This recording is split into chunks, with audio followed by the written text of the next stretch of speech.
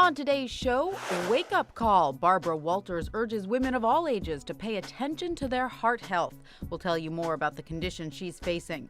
And hair-raising discovery. Find out how the color of your locks can affect your overall health. And Medical Roundup. We'll take a look at the stories making headlines this week.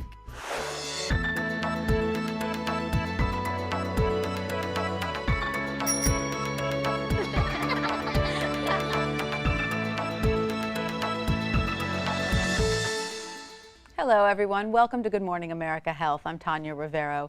We were all taken by surprise this week when our colleague Barbara Walters revealed on The View she will be taking a leave of absence to undergo heart valve surgery.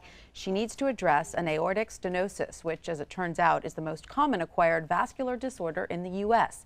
Joining us today with what you should be on the lookout for when it comes to heart valve health is Dr. Christopher Magovern, a cardiothoracic surgeon at the Morristown Memorial Hospital. Dr. Magovern, great to see you again. Thanks for being here. Good morning. Great to be here. If you wouldn't mind first walking us through a little primer on how the heart valves function and why an aortic blockage is so dangerous. Sure. The heart is a remarkable organ, but reduced to the simplest level, it really is just a pump. It pumps blood to the rest of the body. And the heart, as you may remember, has 4 different chambers and 4 different valves that connect each of these chambers.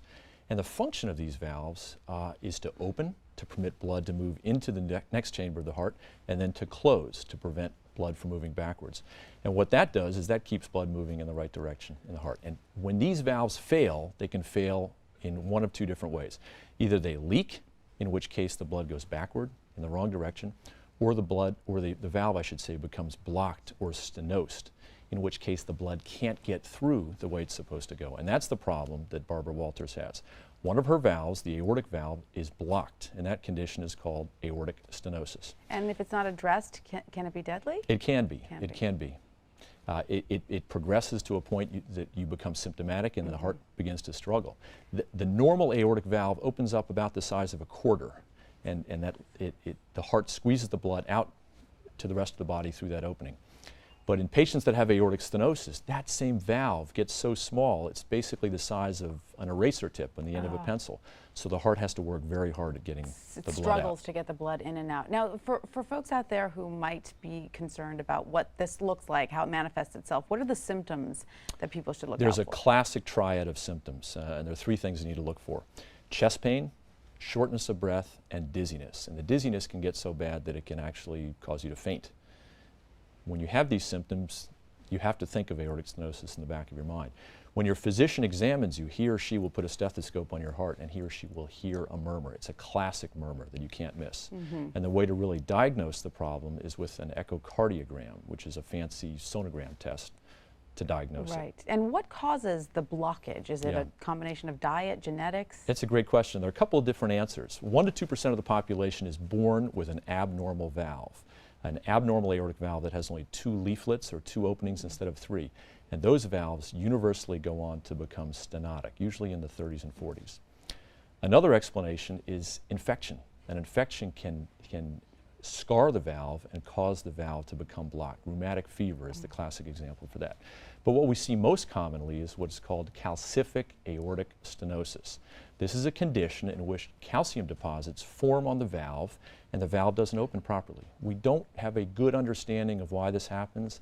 It's not related to calcium in your diet. Interesting. There's nothing you can do to prevent it. So it's one of those things that either happens to you or it doesn't. Correct. All right, and so once you've reached this point where it is confirmed you have a blockage, your physician has examined you and you've taken the tests, at what point do you need to have surgery? Is this something you can live with for a while? That's a great point. It is. There are a lot of people out there in their 70s and 80s that are walking around with mild aortic stenosis, and it isn't necessarily a problem. But once the heart begins to fail, or once the patient begins to have symptoms, then the risk of leaving that condition untreated could be fatal or it could result in permanent damage to the heart. So that's when you need to find yourself a heart surgeon. Tell us about the procedure. What do you do and what are the options? Sure. In a nutshell, it's the operation is called an aortic valve replacement.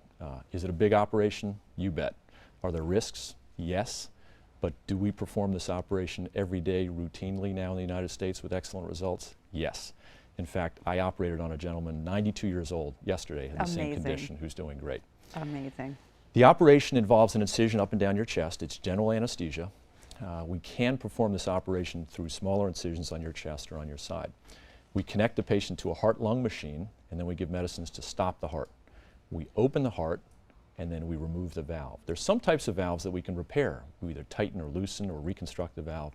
But patients that have aortic stenosis, we have to remove the valve. We sew in a brand new valve. Patients are usually in the hospital less than a week, and it's about a 6 to 8 week recovery. All right, so it's a major operation. And you brought along with you 2 of the valves that you use. And how do you decide which one to use? I did. We have 2 choices, Tanya, when we put heart valves in, and we have mechanical valves and we have tissue valves. Okay. The mechanical valves used to be made out of metal, but now they're made out of pyrolytic carbon and graphite. It's the same material that are on the tiles of the space shuttle. Oh, wow. Very, very durable. They last forever. But when blood is exposed to these valves, they can form clot, and that can be dangerous. So any patient that has this sort of valve implanted is required to be on very strong blood thinners, a pill called Coumadin, every day for the rest of their lives. So why would you choose that one over the other one? Well, that's a good question, and I'm going to tell you in a minute why I think this one is actually a better valve. Oh, okay. This is a tissue valve, and this is made from a cow or a pig heart. And because it's tissue, it's not as durable as the mechanical valve. So it doesn't last forever. Most patients find that this valve will last. But let's face it, we don't last forever either, we, right? We don't. But you like it to last more than 15 or 20 years. Sure. And that's generally how long they last. At which time you might need another heart operation to have it replaced. But the real advantage of this valve is that you don't need to take blood thinners. I see. All right. Well, Dr. Magovern, thank you so much for all this fantastic information. That was a great lesson for all of us. And for more medical news, head to the health page at abcnews.com. We'll be right back.